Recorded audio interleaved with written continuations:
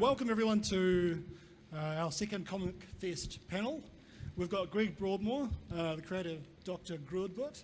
Yep. Here's Greg right here. Hey.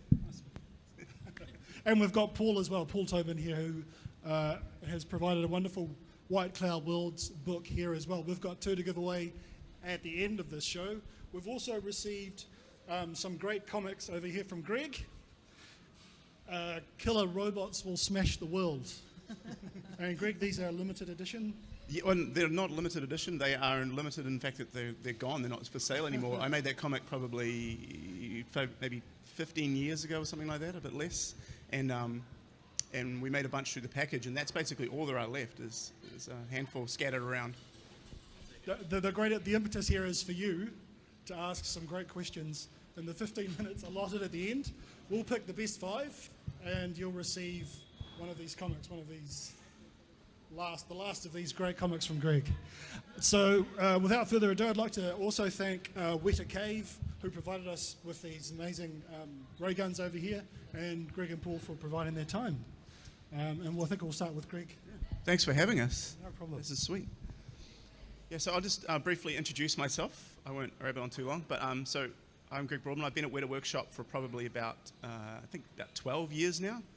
I've been working there. I was originally hired as a concept designer, and I worked on a bunch of films from King Kong and Narnia with Paul to District 9. And then I started getting itchy feet and wanted to do other things, especially tell my own stories and make my own worlds up. And so I started getting into developing a science fiction world called Dr. Grootboot, amongst many other things. And that for me was a way of coming back into comics, actually, because comics are something I've always been interested in, done my whole life. And but I never really had an opportunity to do that at Weta, and I just somehow figured out a way of levering comics back into Weta Workshop by doing that. And so that's something I've been doing probably on and off for 5 or 6 years, and it's gone in all kinds of different ways, from a massive touring exhibition around the world to working on video games and developing a feature film and television and so on.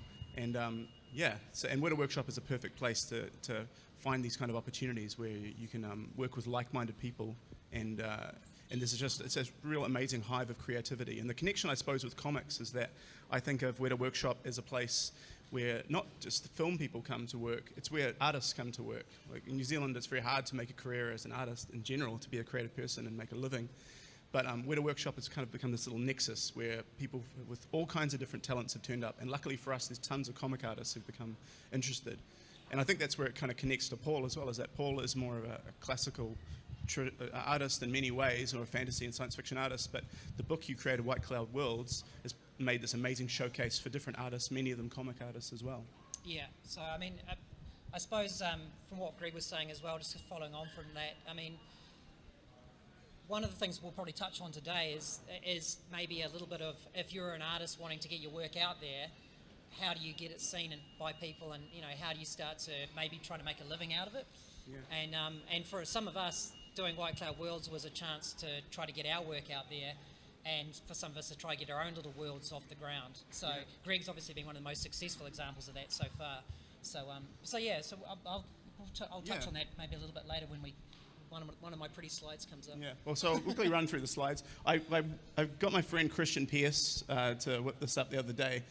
Dig these comics out of the attic, basically. These are comics that me and Christian did back in the sort of early 90s.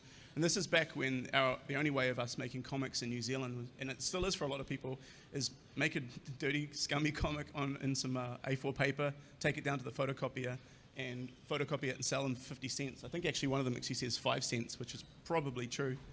And then you'd get bored after making about 20 copies or 30 copies, because that's as long as I could be bothered to sit in the photocopy shop and do it. And then I take them down to the comic shop and maybe sell like 3 or 4 of them. So most of them are probably sitting in Christian's attic still, but he dug these old ones up. And they're funny to me because it might make me realize that I haven't changed or grown up even since then. I'm still drawing exactly the same stuff. Robots just and in dinosaurs. Just more color. Yeah. More wasted effort. But yeah, in these comics you can see Nazis fighting dinosaurs, or fighting with dinosaurs, or just there's those things that make sense together somehow.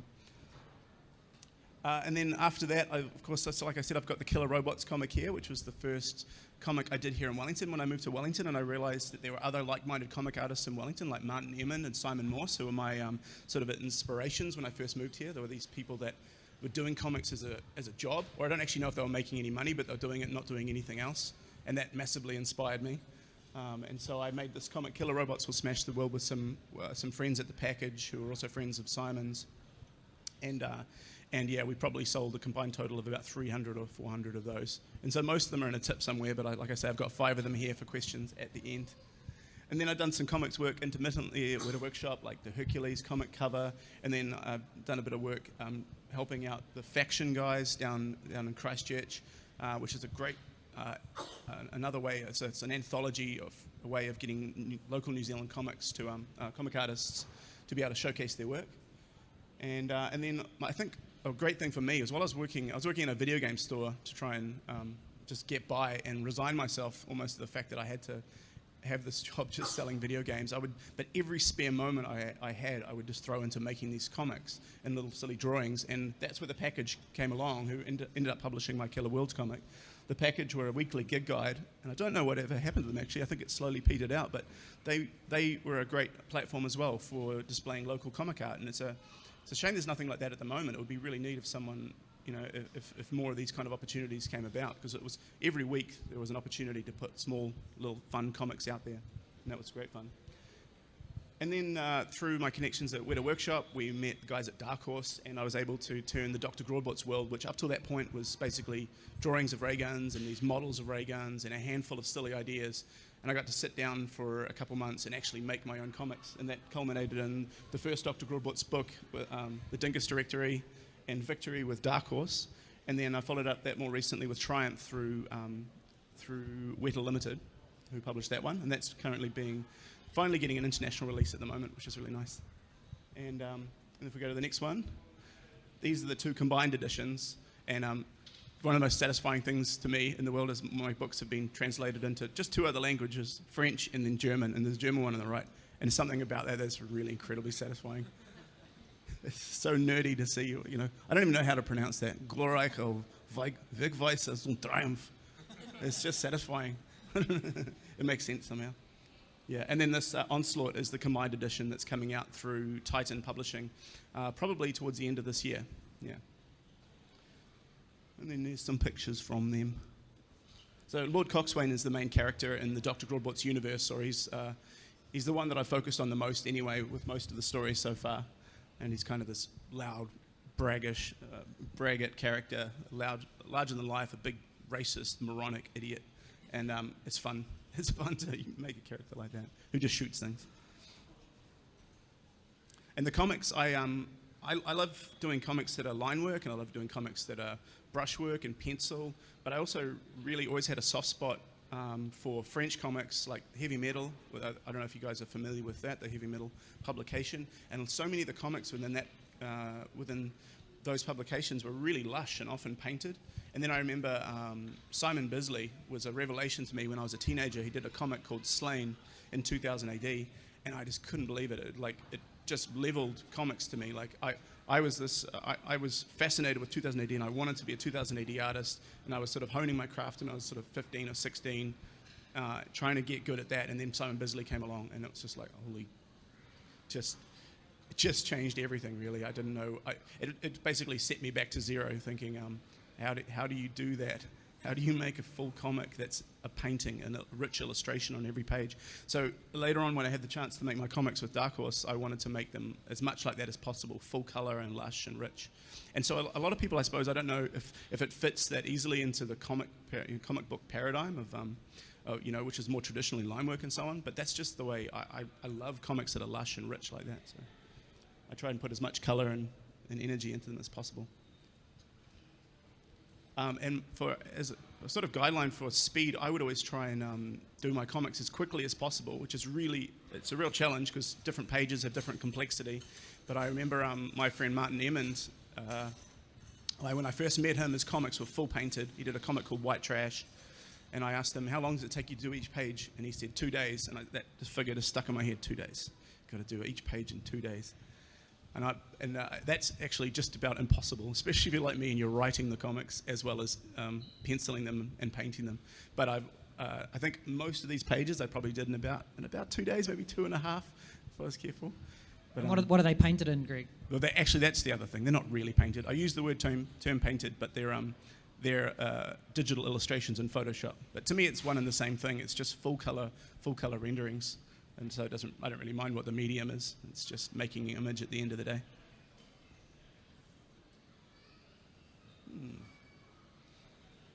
So we can just flick through the rest, and then maybe Paul, you can talk about your work.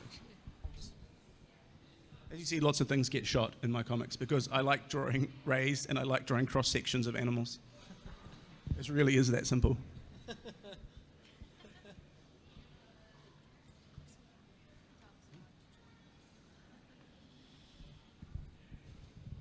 So, Greg actually was talking about Simon Bisley, and that's actually the 2000 AD top left images there is Simon Bisley's work. So it's interesting, me and Greg, rather than growing up on probably DC and Marvel superhero comics, I think both of us probably grew up more with the British comics. 2000 AD was a huge influence on a lot of New Zealand Kiwi sort of comic book artists, I think, actually.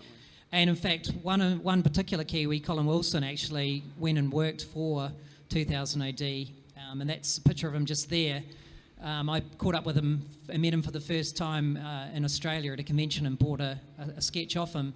So it's actually really cool. I think most of us get exposed to artists that inspire us and make us want to sort of, follow that path. And so I think a big part of being an artist is being inspired by other artists. And I think it's really cool when you finally get to that point where sometimes you even get a chance to meet the artists that got you on your path. So for me, that was pretty cool meeting Colin Wilson.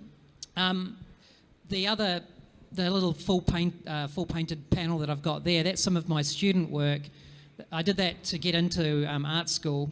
I failed getting into art school 3 times. I was pretty crap. And I went overseas for a while and then finally came back and gave it one last try. Was that before Weta, this comic year? Yeah. And so I did, these were done in acrylics, and it was just a little Neolithic story that I did, which was just part of getting into design school. So, but like Greg, I loved painted panels, like the French artist and Simon Bisley as well. So just pop to the next one.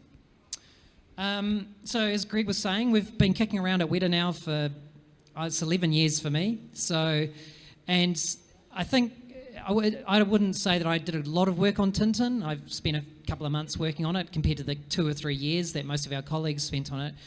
But one of the things that both me and Greg worked on right at the very beginning was how do you translate a beloved comic, like Tintin, into more of a 3-dimensionally resolved, illustrative, animated feature film.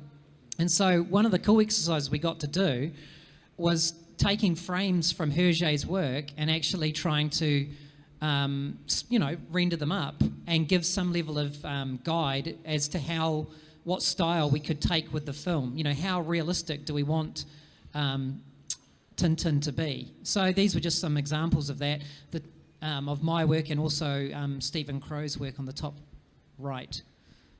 I've just got another example here, if we just flick to the next slide. So again, taking these frames.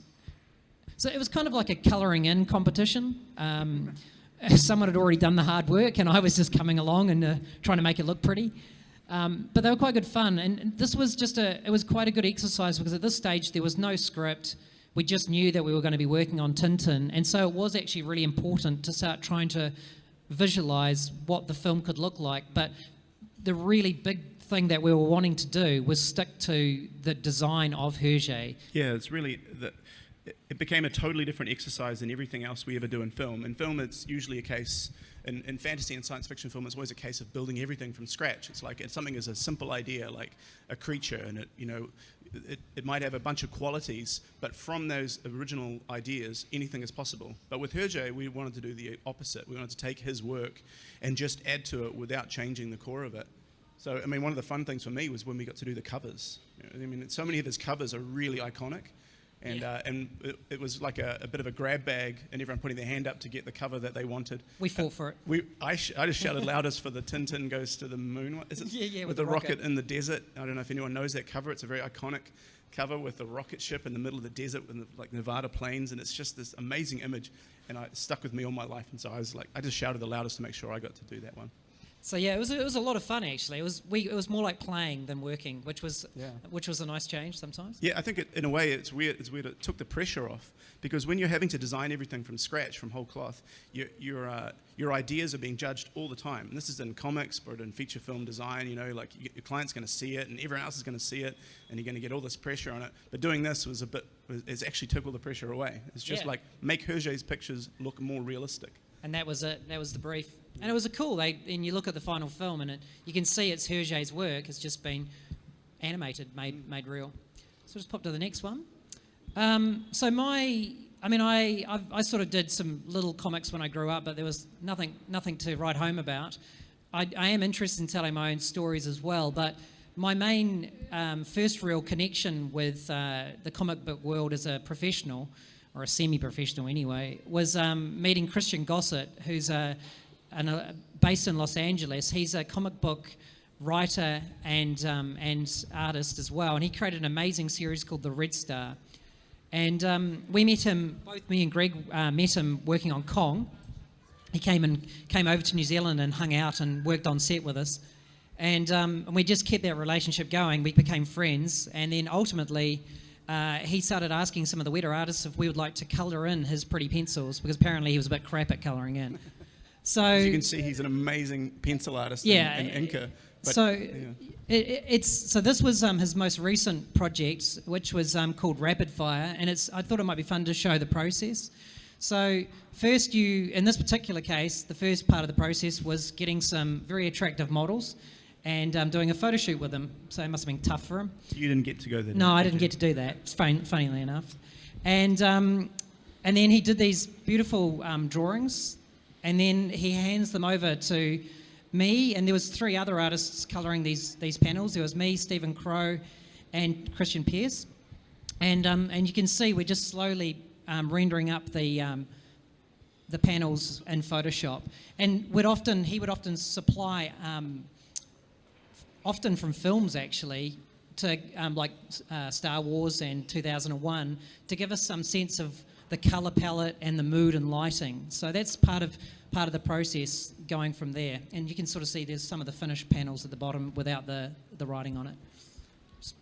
So just pop to the next one. Like Greg, I've also had the opportunity to do some covers as well, which is really cool.